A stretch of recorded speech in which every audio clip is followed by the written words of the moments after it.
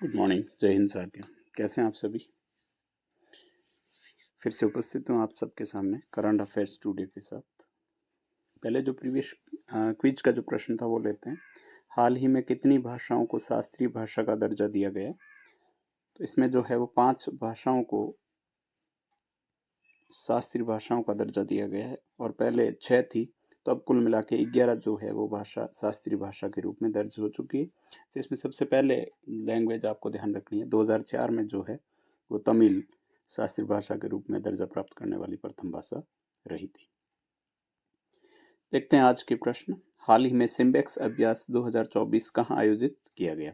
तो सिम्बेक्स जो है भारत और सिंगापुर के मध्य जो एक संयुक्त अभ्यास है, नेवल अभ्यास है, इसका जो राइट आंसर है वो आपके विशाखापट्टनम। ये 2 चरणों में होगा, जिसमें पहला चरण विशाखापट्टनम में हो रहा है। आइए देखते हैं इससे रिलेटेड फैक्ट्स। भारत और सिंगापुर के मध्य सिम्बेक्स अभ्यास 2024 विशाखापट्टनम में आयोजित हो रहा है और यह अभ्यास 23 अक्टूबर से 29 अक्टूबर 2024 तक होगा। इसका पहला चरण विशाखापट्टनम में होगा, जो बंदरगाह चरण है, और दूसरा चरण बंगाल की खाड़ी में होगा, जो समुद्री चरण है। इसका जो अभ्यास है वो इस अभ्यास का उद्घाटन समारोह INS शिवालिक पर हुआ, क्योंकि ये नौसेना अभ्यास है। यह अभ्यास 1994 से लॉयन किंग अभ्यास के नाम से शुरू हुआ था, जो बाद में जो नाम है वो सिम्बेक्स रखा गया। अगला प्रश्न देखिए, रानी रामपाल ने संन्यास की घोषणा कर दी, उनका संबंध किस खेल से है? तो रानी रामपाल हॉकी से संबंधित है। देखिए रिलेटेड फैक्ट, हॉकी की रानी के नाम से प्रसिद्ध रानी रामपाल ने हॉकी से संन्यास की घोषणा की है। उन्होंने 254 मैचों में 120 गोल किए हैं। रानी रामपाल को 2020 में मेजर ध्यानचंद खेल रत्न और उसी वर्ष पद्मश्री पुरस्कार प्राप्त हुआ। उनके सम्मान में उनके नाम पर रायबरेली हॉकी स्टेडियम का जो नाम है वो रानी रामपाल हॉकी स्टेडियम रखा गया। रानी रामपाल का संबंध जो है वो हरियाणा राज्य से। तो आपको जितने भी इस वर्ष संन्यास लेने वाले खिलाड़ी हैं उनके नाम है वो याद रखने, भले रानी रामपाल हो, PR श्रीजेश हो या दीपा कर्माकर हो। बैडमिंटन में भी जो है कुछ खिलाड़ी हैं, तो आपको सबके नाम याद रखने। राजस्थान में 2 दिवसीय कैपेसिटी बिल्डिंग प्रोग्राम कब से राजस्थान पुलिस अकादमी RPA परिसर में शुरू हुआ? इसका आंसर हो जाएगा 25 अक्टूबर से। देखिए रिलेटेड फैक्ट्स, राष्ट्रीय मानव अधिकार आयोग और राजस्थान पुलिस के संयुक्त तत्वाधान में ह्यूमन राइट्स से जुड़े विषय पर पुलिस ऑफिसर्स का 2 दिवसीय कैपेसिटी बिल्डिंग प्रोग्राम 25 अक्टूबर से RPA यानी राजस्थान पुलिस अकादमी जयपुर में आरंभ हुआ। राजस्थान पुलिस के अधिकारियों के नॉलेज अपग्रेडेशन के लिए इस कैपेसिटी बिल्डिंग प्रोग्राम को है वो जयपुर में आयोजित किया जा रहा है। अगला प्रश्न देखिए, हाल ही में 40 विमेन विंग की ओर से 2 दिवसीय 40 एक्सपोर्ट 2024 का आयोजन कहाँ किया जाएगा? तो ये आपके 2024 का जो है RIC जयपुर में, Rajasthan international centre. 40 women wing की ओर से 2 दिवसीय 40 एक्सपो 2024 का आयोजन राजस्थान इंटरनेशनल सेंटर जयपुर में 26 अक्टूबर से होगा, यानी 2 दिवसीय है तो 26 और 27 को होगा। इसका उद्घाटन उप मुख्यमंत्री सुश्री दिया कुमारी करेगी, जो 26 यानी आज और कल 27 अक्टूबर 2 दिन तक चलने वाले इस एक्सपो का आयोजन है वो में राजस्थान एक्सपोर्ट प्रमोशन काउंसिल भी अपना सहयोग कर रहा है। सबसे बड़ी चीज़ आपको ध्यान रखनी है कि राज्य सरकार की 1 डिस्ट्रिक्ट 1 प्रोडक्ट यानी एक जिला एक उत्पाद स्कीम के तहत प्रदेश के सभी 50 जिलों के पहचान वाले उत्पादों को भी यहाँ पर प्रदर्शित किया जाएगा। देखिए अगला प्रश्न, हाल ही में उदयपुर में आयोजित 4थी राष्ट्रीय दिव्यांग क्रिकेट चैंपियनशिप है वो किसने जीती? तो ये आपके मुंबई ने जीती।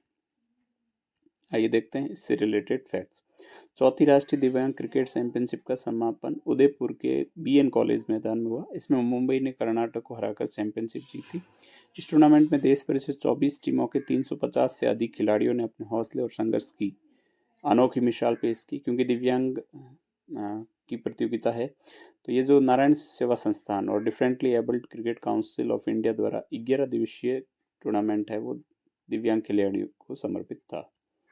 देखिए अगला प्रश्न, हाल ही में किस राज्य में ग्राम सेवा सहकारी समितियों एवं लैंप्स के लिए एक मुफ्त समाधान योजना OTS 2024 लागू की गई? तो ये राजस्थान में है वो लागू की गई। राजस्थान की जिला केंद्रीय सहकारी बैंक और अपेक्स बैंक सहित सभी ग्राम सेवा सहकारी समितियां एवं लैम्स के लिए एक मुफ्त समाधान योजना 2024 लागू की गई। इस योजना के दायरे में से सभी प्रकार के कृषि और अकृषि ऋण आएंगे जो 31 मार्च 2020 को अवधि पार हो गए थे और उसके बाद 31 मार्च 2023 को अशुद्ध और संदिग्ध श्रेणी में वर्गीकृत किए गए थे। ये योजना 31 मार्च 2025 तक लागू रहेगी। देखिए अगला प्रश्न, राजस्थान में किस मुख्यालय वाली आशा महिला दुग्ध उत्पादन संस्थान ने पेरिस में डेयरी इनोवेशन अवार्ड जीता? अंतर्राष्ट्रीय प्रश्न बन रहा है, स्टेट से रिलेटेड है तो आपको ध्यान रखना है। उदयपुर जिले की जो है उदयपुर मुख्यालय वाली आशा महिला दुग्ध उत्पादक संस्था ने पेरिस में अंतर्राष्ट्रीय डेयरी फेडरेशन यानी IDF की प्रतिष्ठित डेयरी इनोवेशन अवार्ड जो है वो जीता। यह पुरस्कार दूध के टिकाऊ प्रसंस्करण में उनकी पहल के लिए दिया गया। आशा महिला दुग्ध उत्पादन संगठन की जो स्थापना है वो 2016 में टाटा ट्रस्ट द्वारा एक जो प्रवर्तित धानी जो प्रोजेक्ट चल रहा है उससे वित्तीय सहायता के साथ है वो शुरू की गई थी।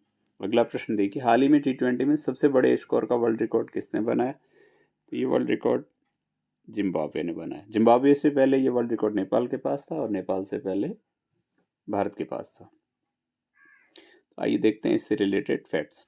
हाल ही में जिम्बाब्वे ने जाम्बिया के खिलाफ 344 रन बनाकर T20 में सबसे सर्वाधिक स्कोर का रिकॉर्ड बनाया और ये मैच केन्या के नैरोबी में खेला गया। इससे पहले ये रिकॉर्ड नेपाल के पास था तो 314 रन बनाया था और तीसरे नंबर पर अगर सर्वाधिक रिकॉर्ड की बात करें तो भारत है 297 इससे पहले ये रिकॉर्ड नेपाल के पास था और इस मैच में जिम्बाब्वे कप्तान सिकंदर रजा थे।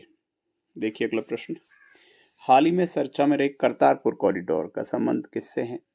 तो करतारपुर कॉरिडोर का संबंध जो है वो है गुरु नानक देव से संबंधित है।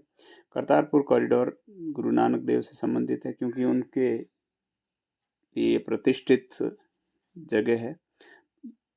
पाकिस्तान के पंजाब प्रांत में स्थित गुरु नानक देव के स्थल की यात्रा के लिए करतारपुर कॉरिडोर समझौता भारत और पाकिस्तान के बीच में हुआ था। 5 वर्ष के लिए हुआ था जिसकी अवधि 24 अक्टूबर 2024 को है वो पूरी हो गई थी और इस कॉरिडोर समझौते को है 5 वर्ष के लिए बढ़ा दिया गया। इस समझौते में क्या होता है कि बिना किसी वीजा के तहत करतारपुर कॉरिडोर के द्वारा गुरु नानक देव के जो स्थल की यात्रा की जा सकती है उसके लिए एक निश्चित 4 किलोमीटर का ये कॉरिडोर है।